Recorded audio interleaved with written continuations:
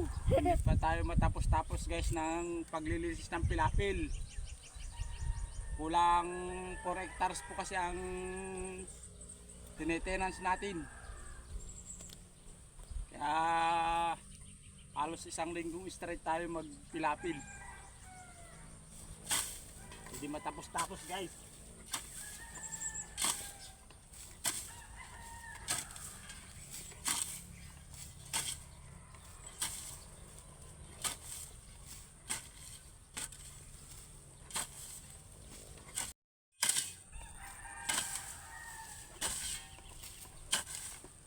Andun pa si Papa na. Sobrang pagod.